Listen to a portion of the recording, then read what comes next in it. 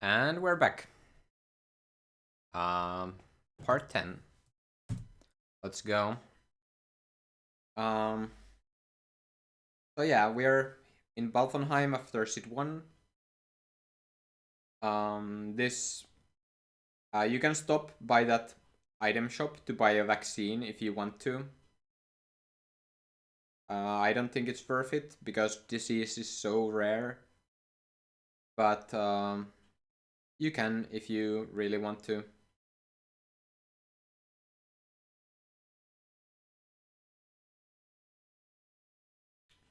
Takes about 5 seconds. And then here is a chest. It's around the corner, so it's easy to miss, but it contains 5040 gil, and it's always 5040 gil. After that, you teleport to Mount Bromise. Now, if you skipped Viking Coat earlier for if you were really tight on money and skipped Viking Coat earlier, you could buy one here. But if you didn't, then just move on.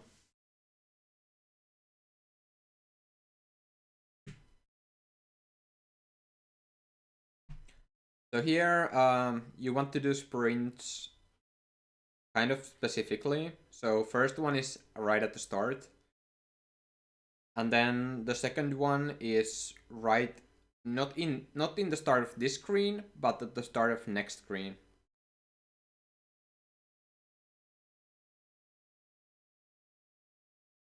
But I did it here anyway. But actually you would want to do that screen without sprint, and then sprint in this screen at the start of this screen, and then you would sprint once this sprint wears off, and it should wear off about here. But yeah, we go back to the Feywood the same way we went when we came back from Chalice to Mount Boromisai. But now we turn to the south of Feywood. And this is why the enemies were so tough when you ran past. And this is where this is how long in the story this area you're supposed to go into. Yeah, you have to dismount before reaching the zone line, because otherwise it will just say the chocobo refuses to go any further and then turns you back and you can't cross the line. But here we crit down first. So Penelo will use Fyra on Ash again. Again, you need to have no staff on Penelo unless you have the sorcerer's hats. So now you just wait here until Ash, until the Fyra is almost fully charged, and then start running. And that way, both Ash and Penelo are in critical health. And then, before you reach that enemy, take girls out of the party. If there are no enemies around, you can try to YOLO and not take the girls out of the party. But then that guy can hit the girls, but whatever.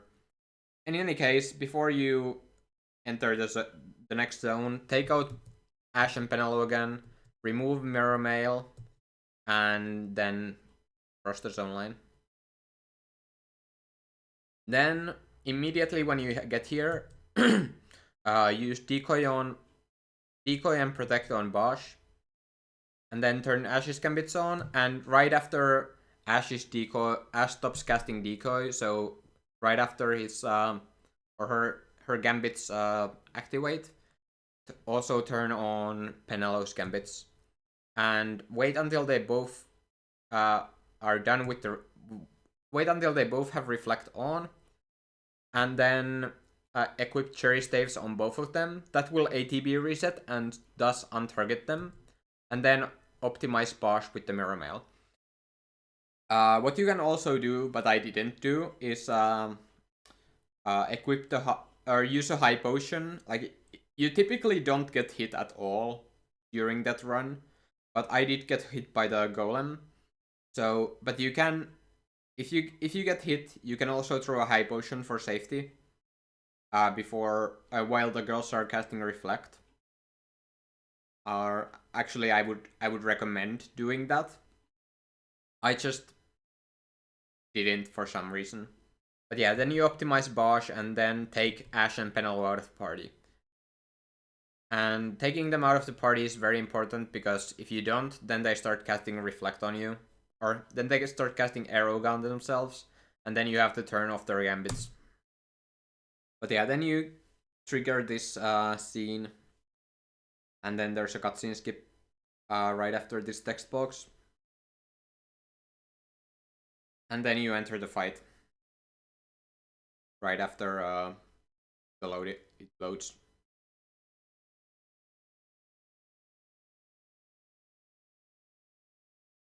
So yeah, and here's Rafflesia. So Rafflesia is one of the hardest fights to recover at. Because of this thing. A magic field falls over the party, slowly draining MP. So your MP is constantly going down, meaning that if you fail, you don't have any MP to work with. And yeah, that's bad because the threats are using magic. So fortunately, this fight is really easy, but there is some things you have to keep an eye on. And first thing is right over here. When you approach Rafflesia, you want to make sure that there's nothing like... Rafflesia can use several different things, like say Toxify. If it says anything here that like Rafflesia is using Toxify or Rafflesia is using Sleep or whatever, you have to wait for that animation to finish before you, or at least close to finish before you start the girls, whatever it says there, because you need full ATB. You need full ATB to cast 2 Aerogas, which is the spell we're going to use, and if Rafflesia is using anything that takes away any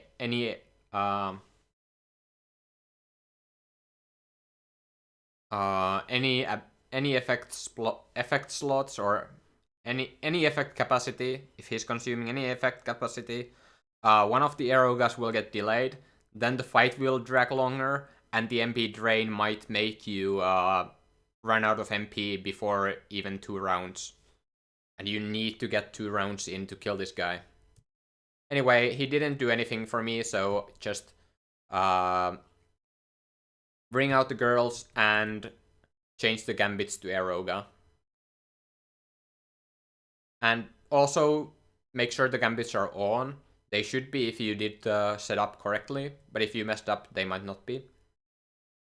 Anyway, so because I wasn't at full HP, and then Rafflesia comboed me, so I'm only at 383 HP, so I'm a little bit worried about that. So Rafflesia here, after the first round of attacks, Rafflesia always uses Nectar Volley. And Nectar Volley also, it takes up the whole ability queue, which is why the MP drain is so brutal too. But Nectar Volley is, it's a water move, so you can do... Usually I wouldn't recommend doing it, but because I'm at such a low HP, I decided to play it safe and equip the Viking Coat. I actually don't know what the maximum damage that move can do, but because Viking Coat gives me immunity to water, that's what I'm equipping here to survive this. You also have a 30% chance of blocking it with the Sword of Kings, but I don't want to count on that. And it will, if it hits you, if you don't block it, it will always sap you. And you can see here how the Aerogas are not getting off because of the Nectar Volley. But yeah, as you could see, I was immune and sap. And if you equip the Viking Coat, immediately after you see the immune go and equip the mirror mail. And then the Aerogas should finish it off. And then turn off Gambits. Set your cursor on Remedy and Time Magics, because we're gonna be using both. So obviously if you block the Nectar Volley, you don't have to use a Remedy after the fight. But either way, you want to first make your party to be Penelo as the leader, and then Fran and Balthier.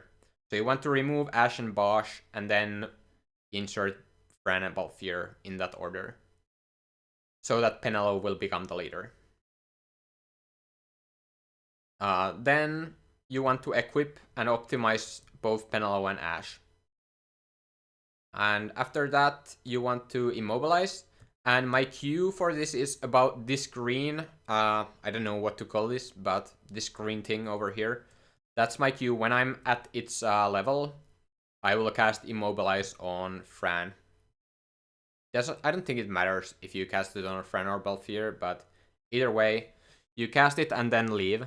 And while the Immobilize is casting, you can set your cursor to Remedy if you need the Remedy. So after zoning, you switch your party to Bosch only and then throw the Remedy. You can also throw a High Potion if you need it, but throw the Remedy first. And I got really lucky here and Bosch survived with 2 HP.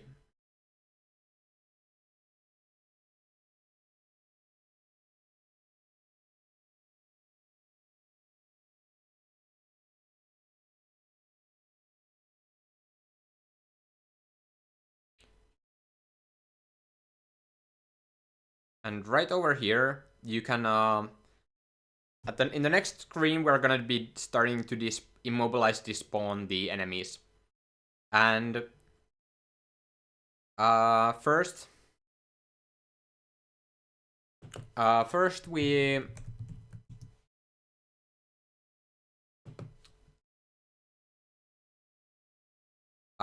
need to bring out Fran for that. So I bring her up. I also set my cursor on High Potion so I can heal Bosch. But to make Bosch not stop, I'm actually having Fran to throw it. And you can, even though Fran is immobilized, if you're really fast, you can get the High Potion off without even stopping to run, as you can see. Of course, Fran's High Potions are not as potent as Bosch's, but you don't lose time. So here is another trick. So Fran is immobilized, and her immobilized timing is a little bit tight. So you have to figure out where this, in which direction to go next by checking where this green reflection is. So you can check it, but if you're on ATB wait, you can't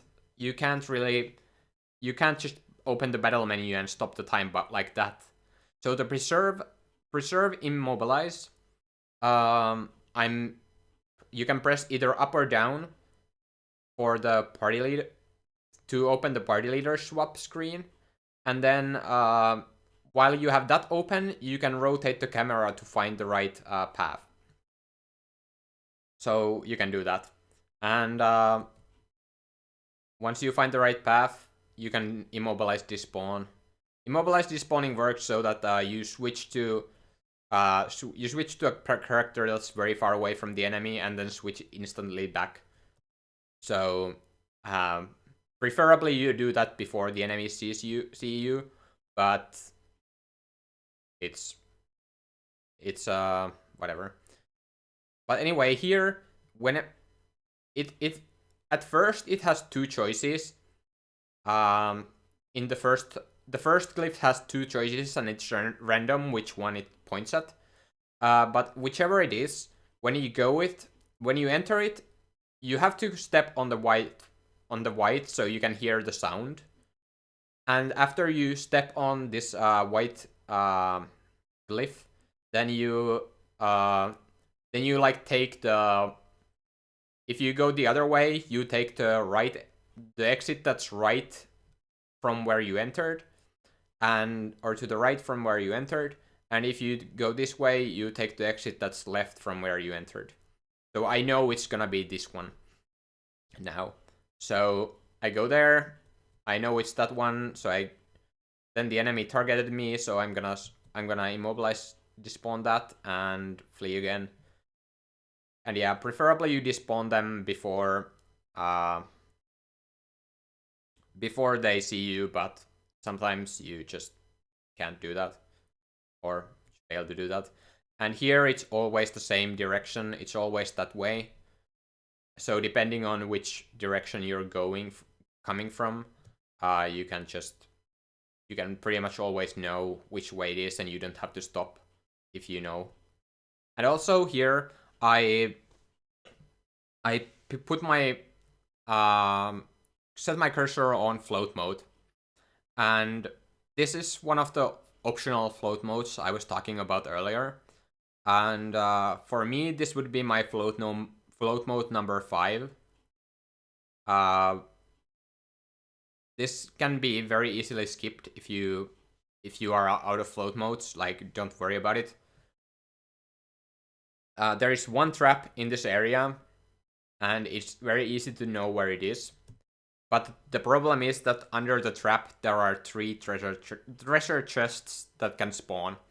And I want to open the treasure chests if the path that this if my path through the Feywood goes by those chests.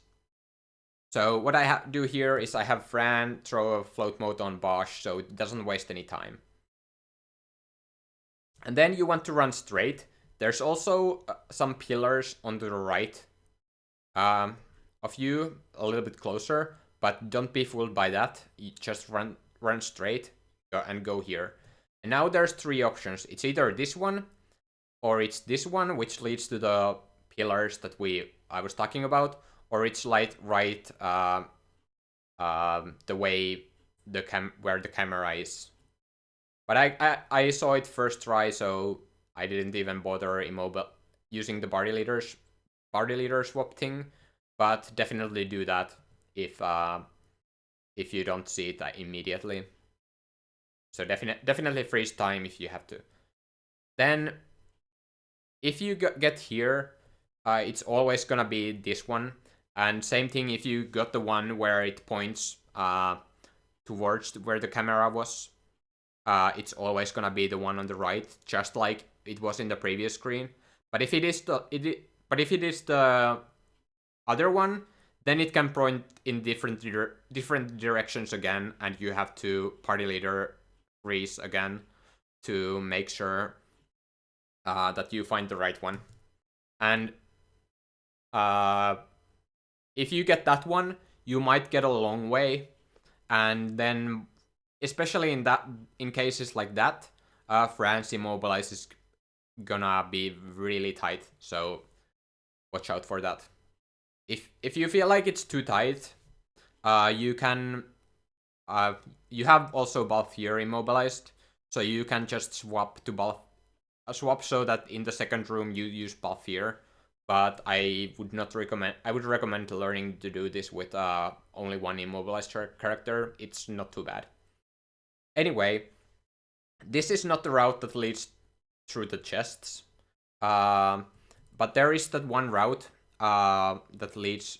It's the same route that leads by the chest, but there is this enemy. It's a dino enemy, and it's sort of like Misty. It's called Giruveganus, and that enemy cannot be despawned. So if you get that, it's the path that goes to the left or towards the camera that it's the path that I've been referencing as the path that you would take if it points to the camera. And if you get that one, once you start approaching the Giruveganus, run a little bit to your right, and you will see some trees. So go around those trees so that the Giruveganus doesn't see you, and then run straight, and you will see the chests. And just remember that there are traps underneath those chests, or there is a trap underneath those chests. Also, the chests might not spawn. You will realize if they don't spawn once you learn where they are. But then after you are at the chests, then turn back left a little bit, so you reach this platform with the behemoths. So yeah, then it's always this way when you reach this final platform. And then you summon Belias. This you have to summon Belias here, otherwise you can't open the gate. And sometimes there are enemies. Like if France immobilize Warov too early, you might not be able to despawn the last enemies, and that can be really dangerous. So those enemies hit hard, like they can deal 1000 damage with a single hit. So definitely watch out for them, and they can also kill Belias. So just be careful. But yeah, now we're at Giruvegan. So Giruvegan starts with a boss called Daedalus, and we're gonna start prepping for the fight immediately. So bring out Ash, take out Bosch, and bring in Ash and Penelo. And while the game is loading Ash and Penelo in, have them change their gambits to bio. Then have Ash reflect Fran. Doesn't really matter if you use Ash or Penelo to do the reflect. Actually, it doesn't matter at all. Actually, it matters so that if you use it with Ash, then your cursor will be where it's supposed to be, or where do you want it to be. So that's a reason to use Ash. You can fix the cursor if you use it with Penelo, so it's no big deal, but just do it with Ash.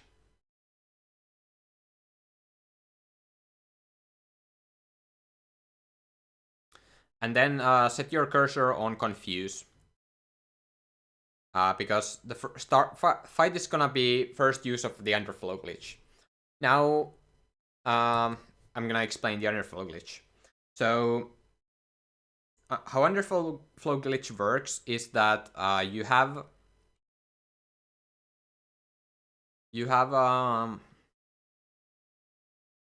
what's it called?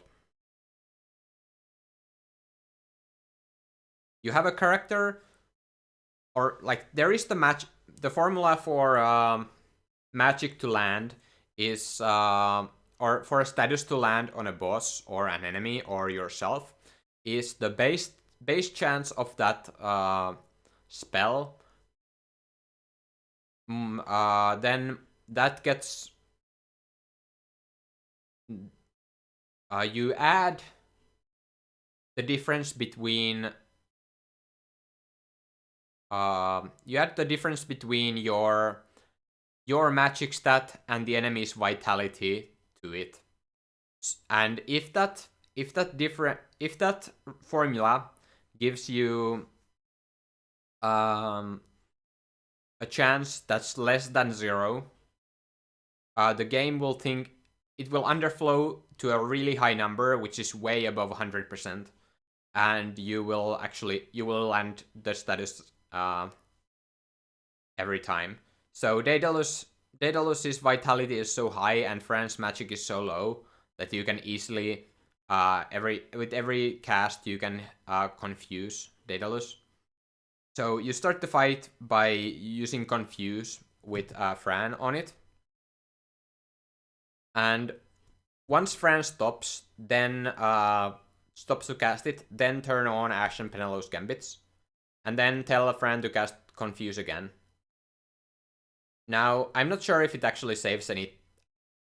And the whole fight, you just have Gambits on and have Fran cast Confuse. And you keep spamming Confuse because, of course, when he is confused, he hits himself, and hitting himself gets rid of the Confuse. So that's why you have to spam the Confuse. And here, what I do is I push Ash and Penelo closer to Daedalus. I'm actually not sure if it makes any difference whatsoever, but it's something that I do just in case it actually does anything. And also every time Bios land, or Bios reflect from Fran, I make sure Fran is very close to Daedalus. So that's how I do it. And then you confuse, and then bio, and then have the bios land. And now you can see that the last hit was 245. That means that Daedalus actually killed himself. And he can do that because he is hitting himself in confusion. So I lost the LP from Daedalus, which is actually a lot of... It's a lot of LP. I think it's base 30... No. I don't remember how much it is, but it is a lot. It's about 60 LP you lose. And then after the fight, you just immediately use the Waystone. But yeah, that's a thing that can happen. And it can happen with every boss that you use Confuse on. Well, there's only one after this really where it can happen. So then you immobilize Penelo, and if you did everything correctly, Penelo's immobilize should wear off right before the reflect, which should wear off right before immobilize takes into action. But I think I took Penelo out slightly too early, so I had to tell her to cast immobilize twice, and that is something that sometimes you just have to do. Like if you're a little, it's very close whether you can get the whether the reflect wears off in time or not. And this time it happened to not wear off in time. So immobilize. I had to tell Penelo to cast immobilize twice. It's something I'm prepared for. So that's just something to keep in mind. And here, this first guy is too close to be despawned sometimes, like here.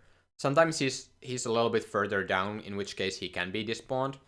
But he rammed me, and as you can see, there's no way I survived that. 2700 damage on 325 max HP.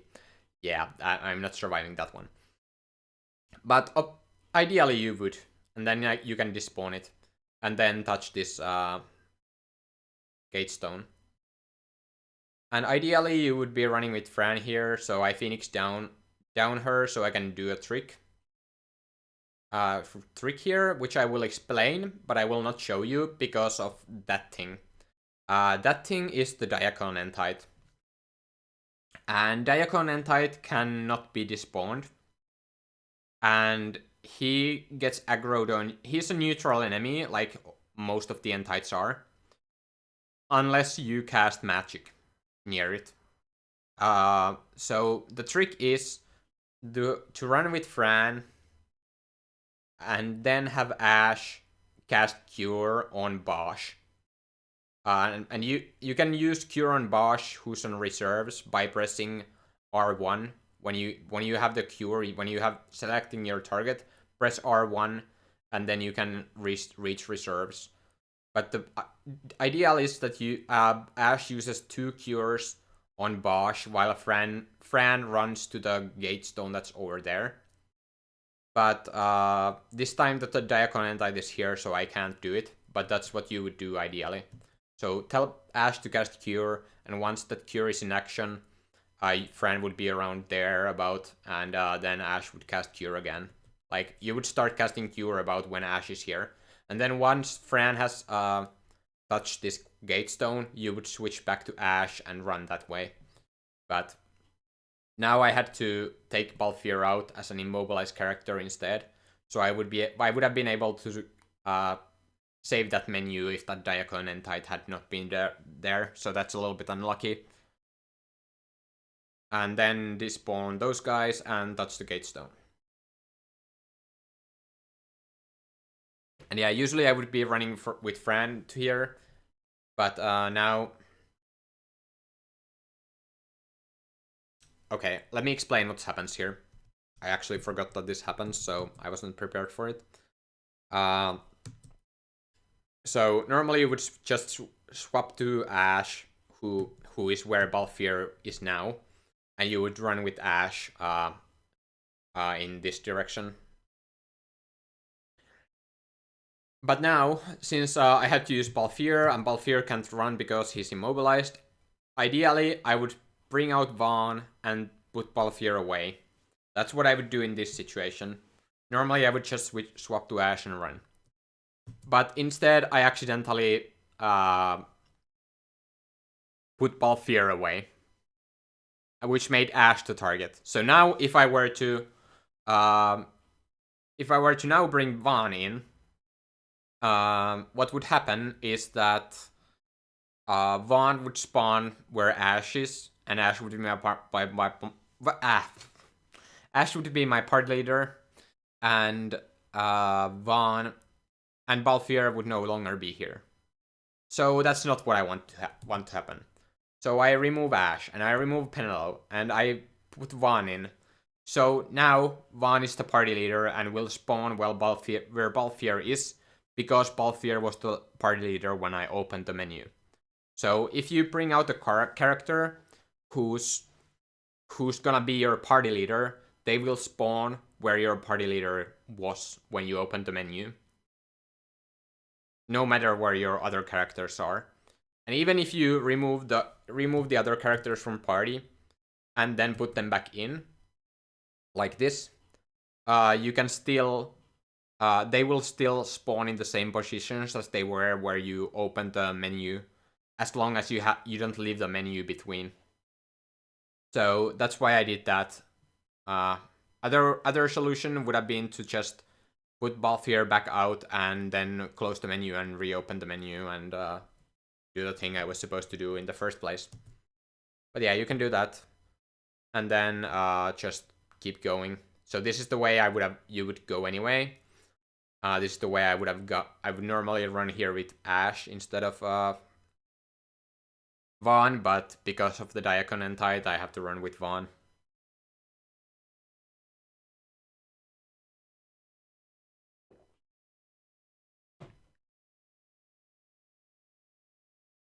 So typically, I despawn all enemies that have a chance of hitting me. So here are some Vivians. Vivians have a little bit of an animation that when they see you. Oh, and also I'm targeting Bosch, or I'm curing Bosch because I typically cure him with the warp, but now I wasn't able to do the warp, so I'm just curing him whenever I can. Since now I'm no longer near to the end height, I can do that. So they have a little bit of an animation, so I can run a little bit further and despawn more enemies at once. If I do it this way. And I just despawn all these enemies. Sometimes the enemies are like looking away and or are far away, and then I decide not to despawn them. But yeah. Also, there are 2 Mithril Golems. The Mithril Golems can't move, and they usually can't get anything off. So usually I don't despawn the Mithril Golems. But now Ash got targeted by the Vivian for some reason. And I had to despawn it, but I will show you later what I mean by not despawning the Mithril Golems. There's also Mithril Golems at the next screen, and I will show you there. But this time I despawn them, but usually I wouldn't even there. So here you have to not move when you cast Immobilize, because there are enemies on this platform, and if you start moving while you tell Penelope to immobilize, Penelope will also move, and then she will be too close to those enemies to despawn them. But as soon as you have told Penelope to start the immobilize, then you can start running. And then flee as soon as it hits. And then you can despawn the enemies. Sometimes the enemies even still walk too close, but that's whatever. And yeah, then curing Bosch again because I couldn't. Now here's for an example of Mithril Golems not getting despawned. I don't need to touch that gate, so it's fine. I just don't bother with it. And there you could see the Mithril Golem actually, for a brief moment, it targeted me. So I waited until they untargeted me so I could do it. Or I could despawn without taking my weapons out. And sometimes these guys are like all the way over there, in which case I would not despawn them, but now they are there, very close, so they probably could have killed me. The gargoyles I almost always despawn. There's one exception that I will mention later. The only way, and also like if there's two gargoyles like this, they can cast regen on each other. If you get lucky enough that they do that, then you can just run past them. Also, these Mithril Golems would also not get despawned, but those were despawned as a byproduct of despawning the gargoyles. And these guys, as you can see, here you can see the animation better. I wait for the animation to almost finish before I despawn them.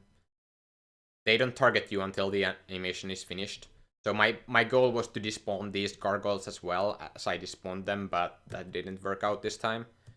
But here you bring out another immobilized character, and you want to keep Ash in your party, so that's why I removed Vaughn. It's not a big deal which character you use, but then you also want to do licenses. So you start with Bosch and get Arcane Magic 2, which is confused for Bosch as well. So yeah. Okay, that's the thing. And then you get Arcane Magic 5, which is Death for Fran. And now here, if you have enough LP and you have 4 or more elixirs, take these 2 licenses as well. But I didn't have enough LP because of the Daedalus killing himself. And here you want to grab channeling. Normally you want to take this, and I actually took this too. But in this case, when Daedalus killed himself, taking this license for Ash was a mistake. It's what you usually are supposed to do, but I'm just saying that in this particular scenario, this was a mistake. Because then I was not able to afford this license, which is much more important than this license. But yeah, I got the Gambit slot, and I realized my mistake there. So I took the swiftness for Penelo first, but Penelo was able to afford both of them anyway. And then you get the swiftness. So what you're supposed to do for that part is you're supposed to... Hold on. So you're supposed to get this one for both Ash and Penelo. Then you're supposed to get this magic lore for Ash and Penelo. Then you're supposed to get this Gambit slot for Ash and Penelo. And then you're supposed to get this swiftness for Ash, Penelo, and Bosch. But it didn't work out this time because of the Daedalus killing himself. So that cost me a little bit of time. That was annoying. So yeah, then get the swiftness for Bosch. And also, very important here is to get this swiftness for Bosch as well. Here's the HP lore. Again, I can't afford it because of the Daedalus killing himself, and because I lost the Mateus LP. Or half of the Mateus LP. If one of those 2 things hadn't happened, I would have been able to afford the HP plus 150 now. And you really want the HP plus 150 by this point for Bosch. But yeah.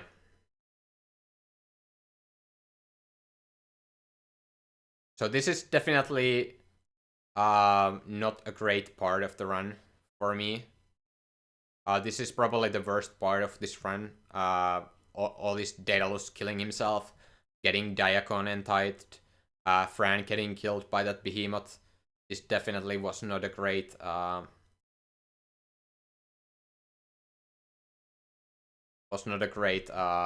Giruvegan section. But yeah, typically I don't despawn these guys, but now for whatever reason I did. So this was the one exception where I don't despawn gargoyles. But I do despawn them, however, if they start using Gnaw or Dark Shock. If I see any of those, I will instantly despawn. Or if I see a gargoyle facing me when I approach it, I will despawn them. And eventually I will despawn them anyway, because I want to despawn these guys. But here you can see this gargoyle is casting haste. If this gargoyle is casting haste as well, you don't have to despawn them.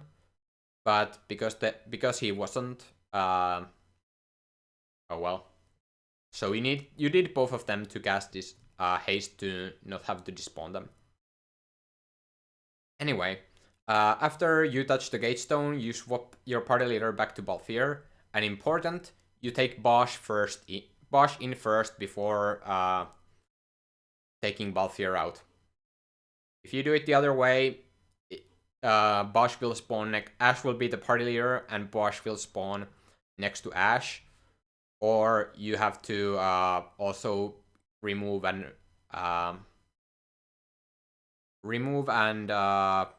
put Ash back in your party. And normally you wouldn't, or normally I wouldn't remove Mirror Mail here. But because Bosch is so low on HP, I'm going to cast Protect on Bosch before Tyrant. I normally don't do that, but I would recommend to do it, especially if you're a new player or new runner. I would recommend using Protect and Decoy for Bosch, but I don't generally need to. But because of that LP, because of missing that LP, I am going to do that.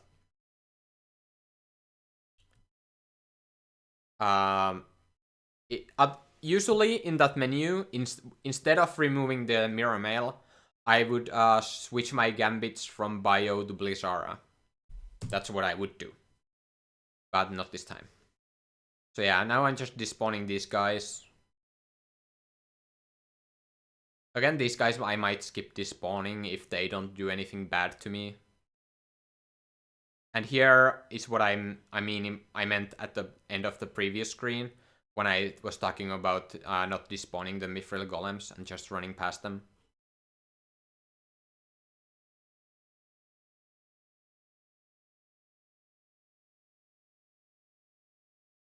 But yeah, now there are no more enemies until Tyrant, and so we can start setting up. So you want to immediately cast Reflects on Ash and Penelo. That is so that the Reflects wear off in time, so you can recast Reflect before Shamasai without losing any time dispelling. You can just Reflect later and dispel the Reflects, but there's more than enough time to do everything here. Unless you want to save before Tyrant, of course, in which case you have to re-crit down. And yeah, in that case you want to use the Reflex right after critting down.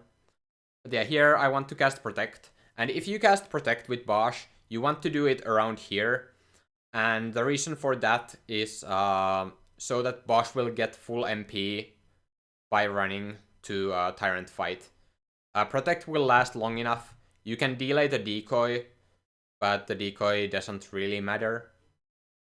If you do the fight optimally, you don't even need decoy. And as I said, I don't usually use decoy in this fight.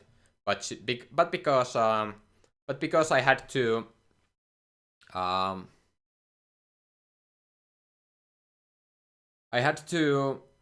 I don't have the HP, and so I had to take the armor off to cast Protect. Might as well cast Decoy as well to be safe, because it doesn't cost any time at that point.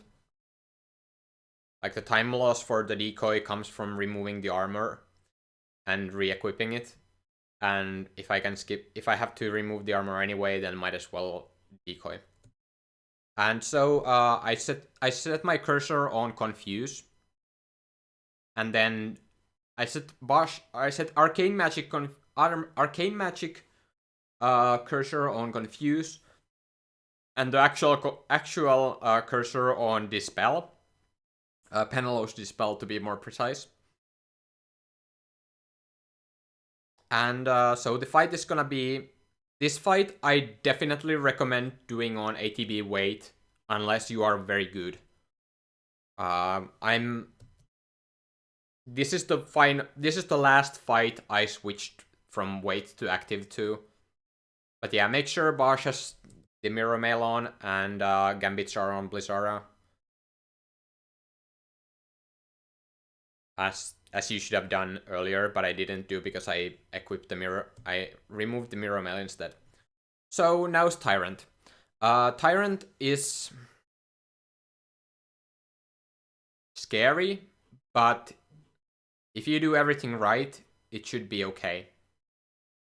So Tyrant, you also underflow, but because Tyrant has Shell on, you have to dispel him first.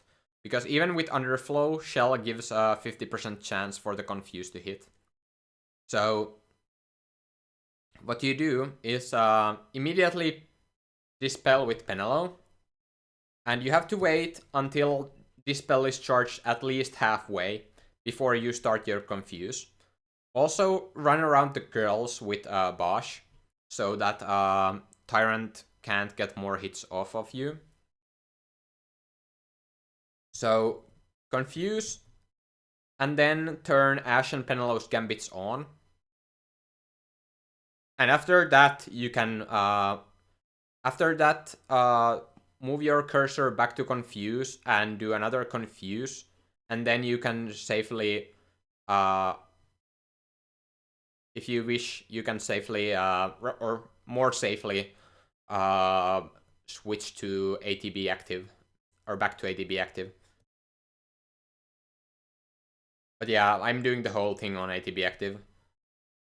But you want to turn the Gambits on and then do another confuse.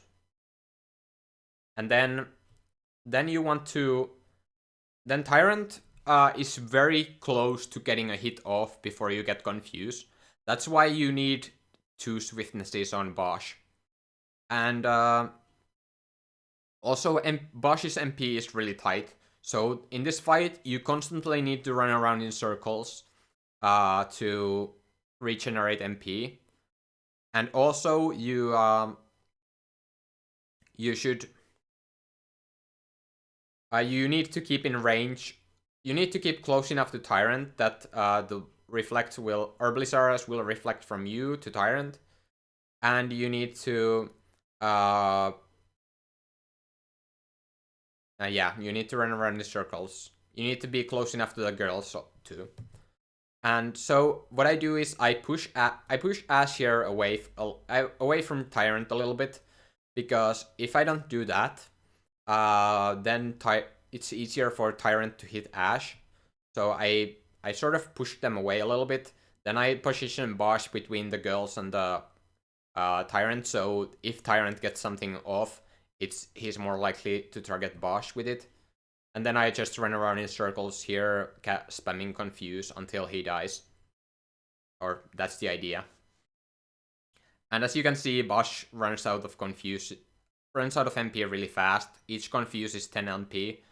And the MP regenerator is fortunately pretty generous in this fight. So I'm just able to get the last confuse off and then turn off Gambits and win. And Tyrant is another boss that can kill himself. So there's one thing you really need to be aware of in this fight, that you have to adjust to, and that is if Tyrant starts with Sonic Fangs. Sonic Fangs you might remember from Jellies when the dinos were casting it, or from Henemines. Tyrant can do it too, and as you may recall, it has a 5% chance of insta-killing. But that's the insta kill. I've never seen the insta kill happen to me. I think it happened once to Skate, but it's never happened to me. Or maybe the Tyrant comboed Bosch to death for Skate. I don't remember what happened, but anyway, it can happen. But the thing about Sonic Fangs is that it has a long animation, and if Tyrant uses Sonic Fangs on Bosch, you will, if you just instantly use the second Confuse, Bosch will, the Confuse will land before the Tyrant has time to hit himself. And then Tyrant will hit himself and get rid of the Confuse. And then he will hit you, because you will not have enough time to you don't have enough time to get another Confuse off in time. So that's why you have to be aware of the Sonic Fangs. So if Sonic Fangs happens, what you do is you delay the second Confuse a little bit until you are good enough that you can so that you can get the Confuse in after he hits himself. So just wait a second or two, and maybe 2 seconds is too much. Just wait a second, and you should be fine. But it's just something you have to keep an eye on. And Sonic Fangs is easy to spot because of the sound it makes. But yeah, that's the thing. But that's Tyrant. Other than that, there's not too much to discuss, other than a way of recovering in that fight. If Bosch dies, you can bring in another character. Like, you can also underflow with Vaughn if you license Mirror Mail and what's it called? Confuse on Bosch, or sorry, Vaughn. You can also underflow with Vaughn. Or you can underflow with Fran. But for Fran, you would have to have one of the girls reflect Fran. The problem with Vaughn and Fran, though, are that they don't have the swiftness licenses. So, after every Confuse, if you do it with Vaughn and Fran, you will have to ATB reset them to get the next Confuse off in time. But that's really that's it. Yeah, sometimes Tyrant might kill someone at the end of the fight if you run out of MP or Bosch. But yeah, this is the Great Crystal now, and this is the right way to go. Even though I thought it was wrong for a second. And this is where one of the float modes is used. So this is the float mode number 3 or 4, depending on your preference. And that float mode is to prevent getting hit from the trap that's underneath that chest. And yes, that is a treasure chest. But yeah, once you see the enemy's HP bars, it's time to bring Vaughn in and take the girls out so the girls don't die. And put ADP on slow.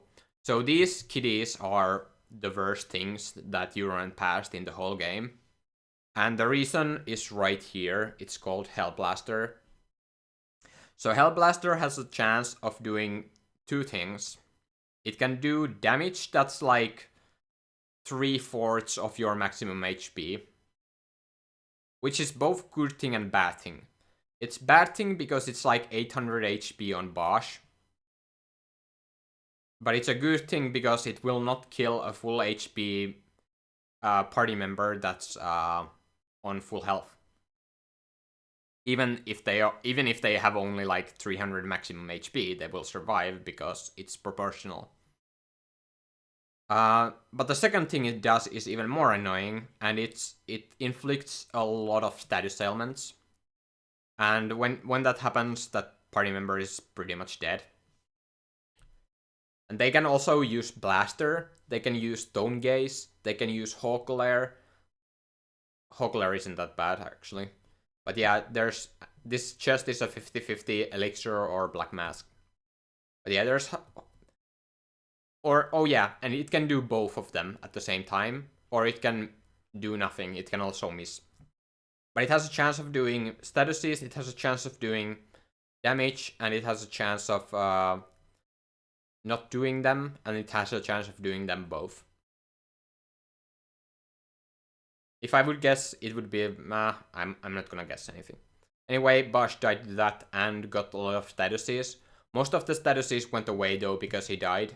But the important thing is that Bosch got silenced. And now is when Bosch's silence matters.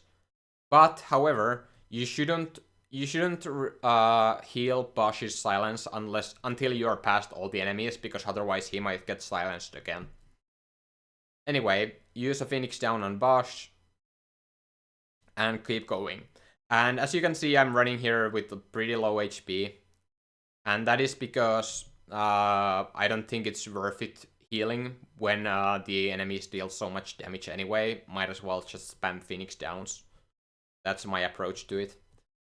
And here, again, I got damage and all the statuses. And you can see it's a lot of statuses. And for some reason, they don't finish Vaughn off. Or, well, Vaughn eventually dies to poison, I think. But either way. So now I'm past the first. This is like, there's like 3 parts, or at least I divide Great Crystal to 3 parts. That was the first part. There was only 2 rooms with enemies. And that's the whole first part. The second... After every part, there's a waystone. That's how I divide the parts. The second part starts with going to here to touch a gate stone, and this gate stone is and there are 2 rooms with these gate stones where we go to in this and in any percent. Both rooms there's 2 mithril golems there, and you will have to exit the same way you came. So what I do is I use 2 potions with Vaughn, and that not only it's really pretty irrelevant that what he's using, but potions actually they heal her for a significant enough amount of HP that he might survive another Hell Blaster or a Blaster if he gets hit by them. Also, both of these Mithril Golems were using haste, which was pretty nice. But then you switch your leader back to Vaughn and then leave.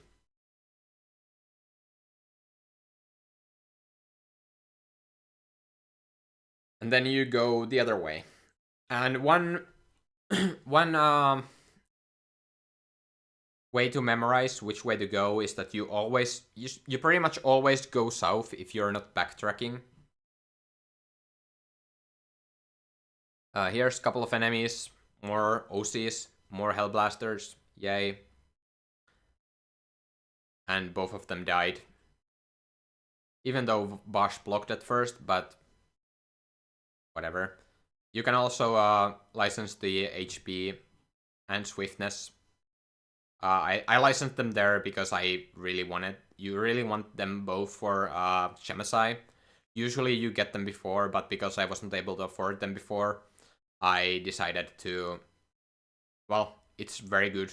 They are very good things to have for Shemazai.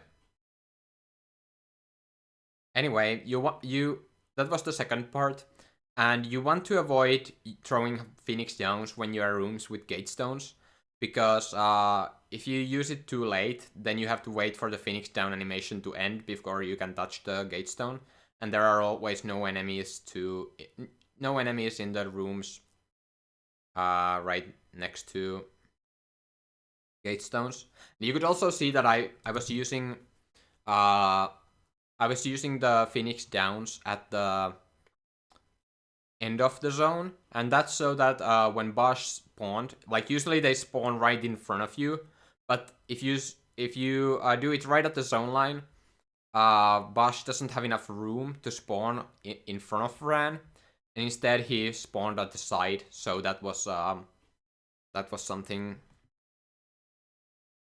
So then again, using potions with Fran, this guy for whatever reason always turns or almost always turns around, and then you usually don't take any damage in this screen, which is nice. And I switched my leader to Bosch because I want to do another potion warp, and I want to use the potions with Fran because that will heal Fran to almost full HP. So again, she has a chance to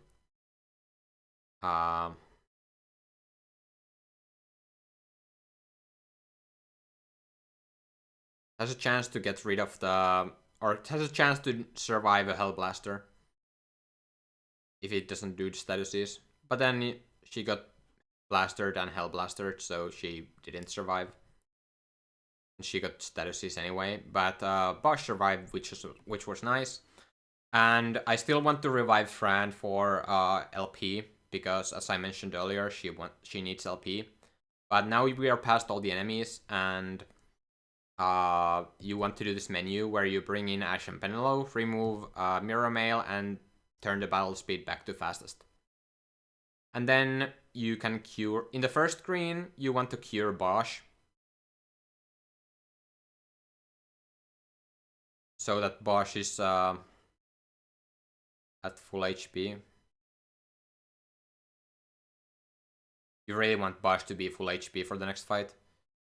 Then in the second screen, you want to reflect both Ash and Penelope, and then I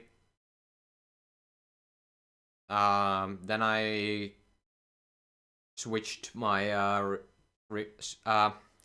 then I set my cursor on Echo Verbs because Bosch is silenced, and I need Bosch not to be silenced. So here you can, if Bosch is not full HP, you can cure Bosch with Penelope, or if Bosch is silenced, you can throw the Echo Herbs with Penelope on him. And you can protect Bosch and decoy Bosch. And then set cursor on Immobilize or Time Magic, which for Bosch's only Time Magic is Immobilize. But you need to equip the Mirror Mail here when you take out the girls. And you want to, well, you want to enter the fight with Bosch alone because you want to put the girls near Shemasai. You will see. And you don't want the girls to block your way because Shemasai. So here's the fight. You underflow immobilize with Bosch on her, and you bring out the girls and turn on their gambits, and then you run away from Shemasai's range. And the Shemasai will always know that Bosch is there, and will try to target Bosch, but will never get an attack off. But Shemasai can kill you with two critical hits. And as a matter of fact, in the day before I got the world record, I was also on world record pace. Not as good as pace as I was in this run, but still on a world record pace. And I got critted twice by Shemasai, and my run died. And I was really sad. And then I got to this fight. And what you do here is you bring out Ash and Penelope, you turn on their gambits and set the gambits on bio. But yeah, then I got critical again, and I'm like, if it's gonna happen again, I'm gonna be really sad. But yeah, Bosch needs to cast Immobilize, and then Shemasai shot me again. That one was not a critical, but if it had been, it had killed me exactly because it dealt 309 damage and, well, 309 damage I had remaining. So it's a damage roll to kill, but I didn't get it. So now Shemasai is casting Silenska. If Shemasai was casting Siphon, what you could actually do is you could bring Bosch closer for an extra bio reflect, and then run him back away before Shemasai does anything else. But because she's using Silenska, you can't bring Bosch closer. And the reason why you would want Bosch to be closer is because Shemasai is a damage roll, and that would give a little bit more damage to help with the damage roll. Either way, Silenska would hit also the girls, so that's why you don't want to do that. And then you want to be ready to recast Decoy. So after a certain amount of HP, Shemasai will start casting Shock. And you want to remove Mirror Mail so you can recast Decoy. And while you do that, you might as well ATB reset the girls to make it a little bit faster.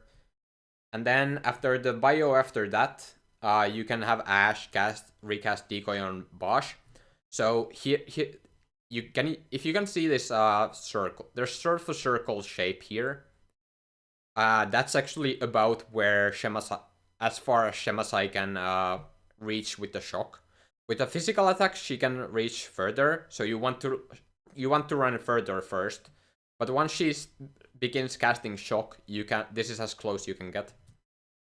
So then Decoy, and I revive Fran because I want some more LP for her. And then I just wait. Then you just wait for the fight to be over. Ash and Penelo usually finish her off in time. But especially with level 25, it's a bit of a damage roll. So it's not like Shemasai's Immobilize will wear off soon, and you will see in the minimap here that at the end of the fight she will start moving. And what you can do is you can shock requires 2 ATB, or is it 4? Yeah, shock requires 4 ATB or effect capacity slots to be able to be hit off, and each bio is 2. So if you use the smelling salts, so there's smelling salts which is 1, bio which is 2, and bio which is 2. So that delays that the shock can't get off before the bios hit Shemasai. But unfortunately, Shemasai just is able to live and then kills. Is just able to live the bios and kills Bosch. And because Bosch has lost so much LP, I'm really worried about Bosch's LP. So I actually switched to wait and have Penelo revive Bosch, and I even ATB reset Ash to make sure that Bosch is revived before I get the bio off. After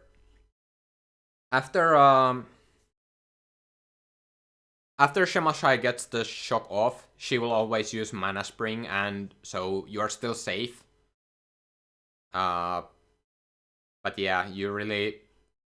So I was safe doing it, but you can't wait too long, or otherwise she starts using Flare and stuff.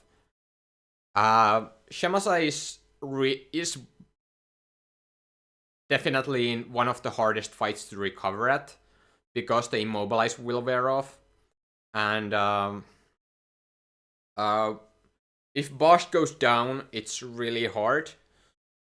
But what you can do is if you are fast enough, if you react fast enough to Bosch's death, you can take everyone out of the party, bring in Fran or someone else, Probably Fran. Fran is probably the best one, your best bet. You can also bring Vaughn. It doesn't matter who you bring. And then what you will do is have Shemasai target that character, then bring in Ash and Penelo, have Ash decoy that character, then use an item with that character so that they stay still out of Shemasai's reach, and you run Ash and Penelo right next to Shemasai, and then you turn their gambits on and ATB reset every single cast, and you can kill Shemasai before it ends. As long as you keep that one character decoyed and or before the immobilize runs out. So as long as you keep that the extra character decoyed, you also want to revive Bosch for LP and stuff. You can beat her as long as you were able to get Ash and Penelo out of the party before Shemasai targets them. If you can't, then it's one of the hardest recoveries in the run, and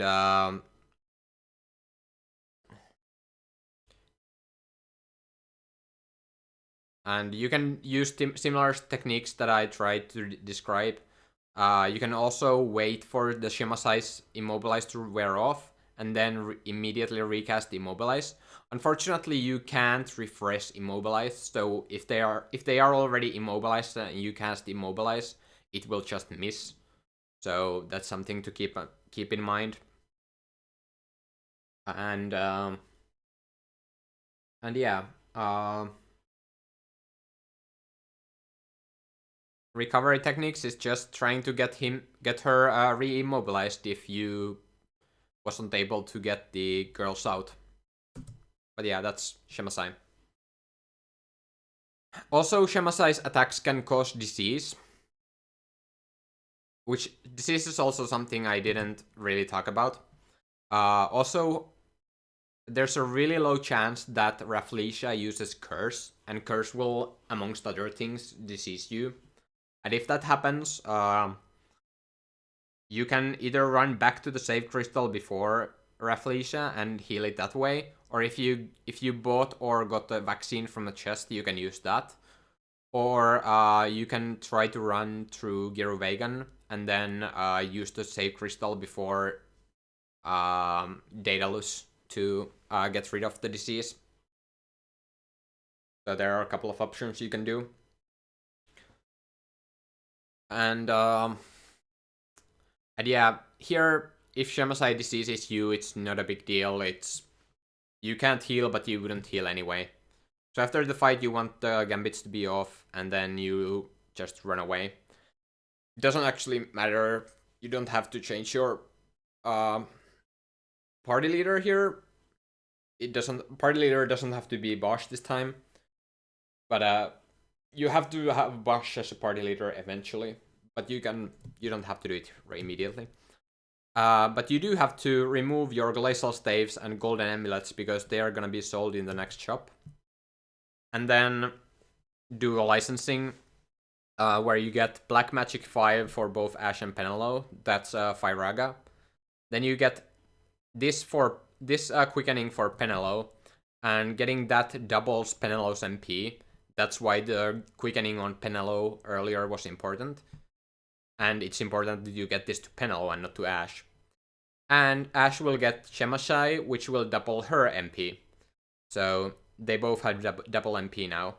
Then you would get channeling for both girls, but I can't afford it for Ash because Daedalus killed himself. And you usually can afford Remedy Lord 3 and HP plus 200 for Bosch at this point. But again, I can't because Bosch lost the Mateus LP and the Daedalus suicide. And then at this point, finally, if you have 4 elixirs, get these 2 quickenings. If you have 3 or less quickenings, take this one, and this quickening that's over here. This is less LP than these 2 licenses, because this license is like 105 LP. These 4 licenses are combined less than that. Or less than that and the quickening. The quickenings are the same, but these 3 are less LP than this license. So if you want, if you have only 3 elixirs, you need to save LP and go for this license instead, this quickening instead. I will point out why later, but in the next part. But that's something you want to do. So you want to know how many elixirs you have at this point. 4 or more, you can take the shorter one, shorter but more expensive one. 3 or less, you have to take the long one. And you really need 3 elixirs. If you have only 2 elixirs, there is a chest in Balfonheim that contains either elixir or mega elixir. Also, if you kept the mega elixir, that would count as an elixir. So 3 elixirs and mega elixir, you would keep the, you would take the shorter one, unless you really want to sell the mega elixir for money, which might not be a bad idea if you're low on money as well.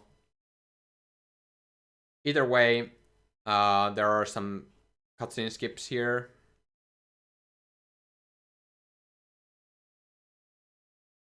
And these are some annoying cutscenes. There's one where there's one cutscene in there that where the 7-second rule does not apply, where you have to wait for longer, but there is an audio cue for that. But I always keep forgetting about that. Or actually, there's no audio cue. There's the you obtain the 3D blade, and but I always keep forgetting about that and pressing start too early. Like 90% of my runs, I do that, or well, 90% of the runs that make it here. And then you reach, and then finally you teleport to Balfonheim, and that is the end of this. Well, I guess I will go until we find Reda, until we get Redas.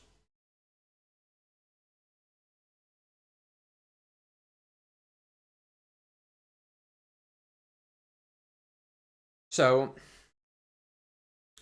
yeah, so I will point out where you would go if you need the elixir. So,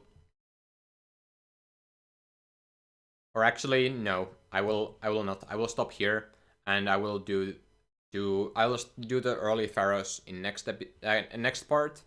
Next part will be a little bit shorter because I'm running out of time today, but I still can get like one shorter part done, and I know I will not do whole pharaohs in one part, so it will get divided anyway. So might as well do a little bit shorter video for the next one, probably about 40 minutes. But yeah, I'll see you in the next part.